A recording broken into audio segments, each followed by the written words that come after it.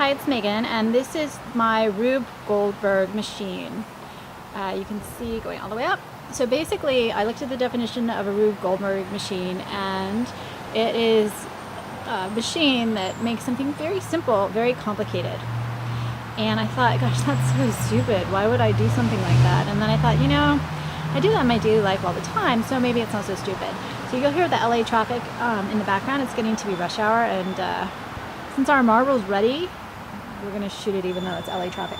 So this is the task. We have a marble, and what our marble wants to do is go for a swim, but this poor marble is stuck at the top of this marble maze, and we decided to, since it's a creativity innovation class, I can't get that straight because whatever. We decided to go for a swim in a think bigger mug because that just seems to fit. So I found this great marble machine thing, but I wondered why we had this beautiful marble thing that we never used, and it turns out it's almost impossible to build a marble machine that works and that doesn't fall apart. So that's going to be our complicating fact. We have Lincoln logs, and hopefully the books will knock the Lincoln logs over, and the marble will get to go for a swim going down the little maze. Ooh, I just saw a problem with our little maze. Glad I caught that up. Hi, it's Megan. I'm back. The whole marble machine knocked down, so I'm going to keep filming because part of our Draper University oath is to keep trying and trying and trying until we succeed. So I'm less optimistic now than I was before, and I've learned one lesson, which is the raw materials you start with in any endeavor are super important to your eventual success, because while my marble machine looks expensive and like a really high quality kit, it is so unstable. I had such a hard time getting it to stay standing. So our first risk factor is I'm not convinced that the Lincoln logs, light as they are, aren't going to knock over the whole marble machine instead of sending the marble for a swim. Next of all, there are some structural problems with the marble machine. You see how there are holes? There are actually no blocks that just are hollow in the middle and don't have a hole. So I'm not really sure what's going to happen when the marble drops down that path right there. Whether it's going to actually go down to the tracks or whether it's just going to kind of fly off in the air. Next, you would think that this is on a slant, the marble would actually go down that hole, but that seems not to be the case. So what we're going to do is we're going to start at the beginning, and since I had to stop a couple times, I'm not sure what I filmed already.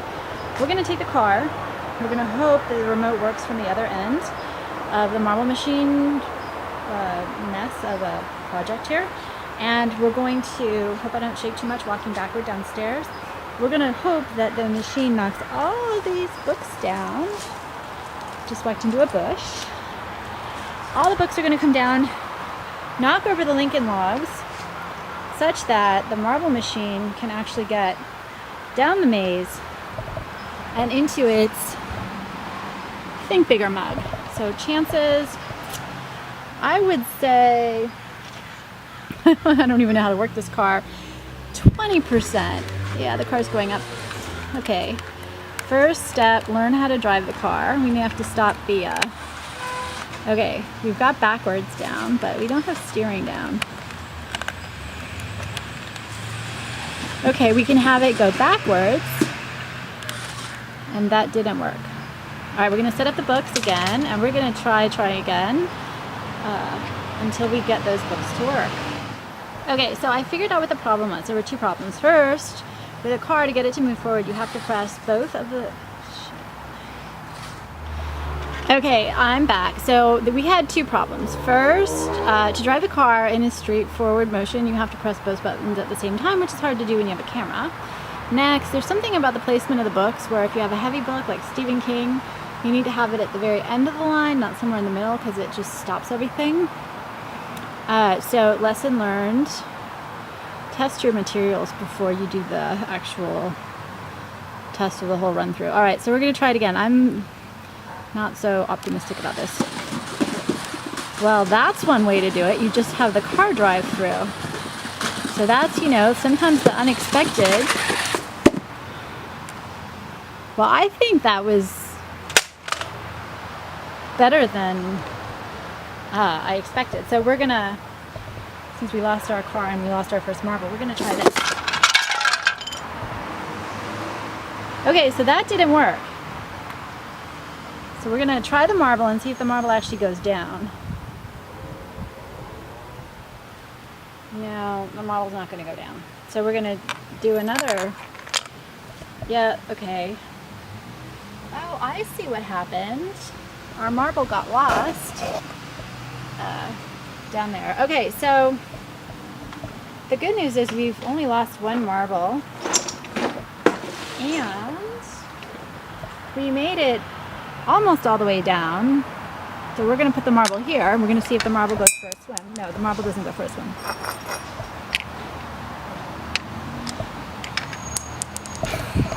This is ridiculous.